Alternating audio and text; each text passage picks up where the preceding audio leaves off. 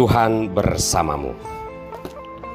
Inilah Injil suci Yesus Kristus menurut Matius bab 5 ayat 1 sampai dengan ayat 12.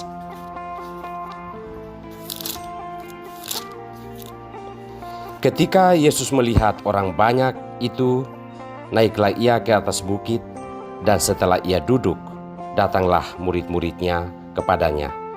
Maka Yesus pun mulai berbicara dan mengajar mereka, katanya, "Berbahagialah orang yang miskin di hadapan Allah, karena merekalah yang empunya kerajaan sorga. Berbahagialah orang yang berduka cita, karena mereka akan dihibur.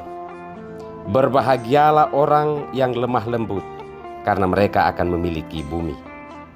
Berbahagialah orang yang lapar dan haus akan kebenaran, karena mereka akan dipuaskan. Berbahagialah orang yang murah hatinya, karena mereka akan beroleh kemurahan. Berbahagialah orang yang suci hatinya, karena mereka akan melihat Allah.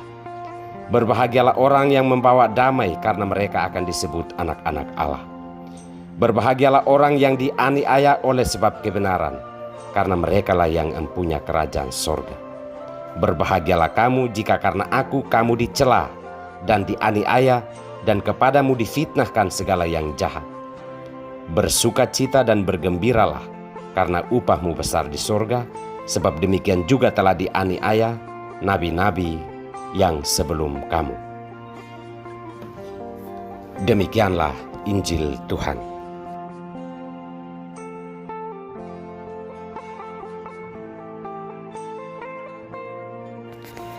Berbahagialah. Inilah sampan bersama saya, Pater Domikevi, SVD.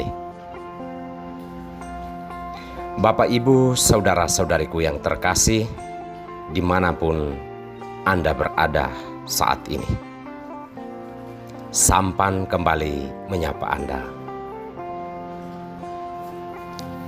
Apa itu bahagia?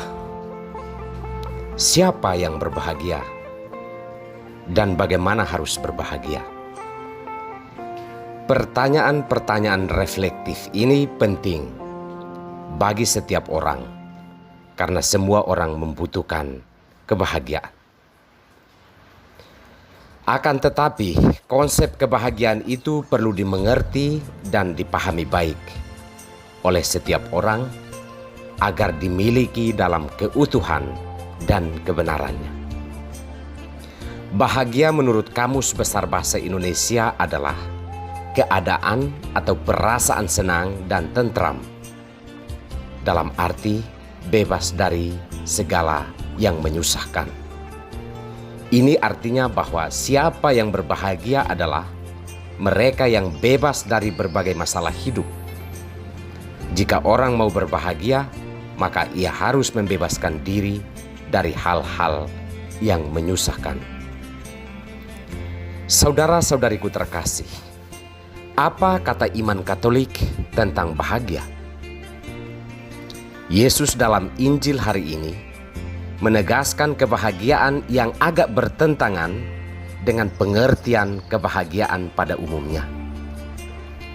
Justru Yesus menyebutkan bahwa orang-orang yang berbahagia adalah mereka yang miskin, yang berduka cita, orang yang lapar, dan mereka yang dianiaya, dicela, dan difitnahkan segala yang jahat.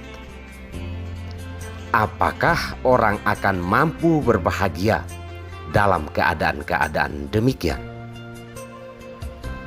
Kebahagiaan yang ditegaskan Yesus bukanlah kebahagiaan dalam pengertian duniawi seperti yang kita pahami, yakni aman dari segala masalah dan memiliki banyak hal dalam hidup.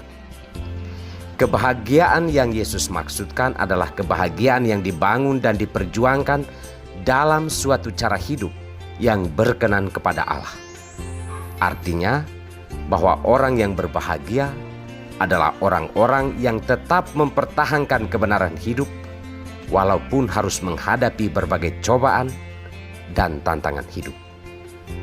Kita sering mau begitu cepat bahagia dengan hal-hal duniawi, walaupun harus melanggar hal-hal yang benar dan bertentangan dengan kehendak Tuhan.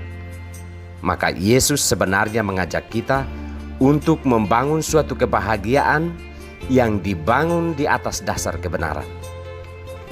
Untuk membangun kebahagiaan seperti ini, dibutuhkan pengorbanan dan penderitaan. Paulus mengajak jemaat di Roma untuk melihat penderitaan sebagai suatu jalan untuk mendapatkan kebahagiaan yang berasal dari Allah.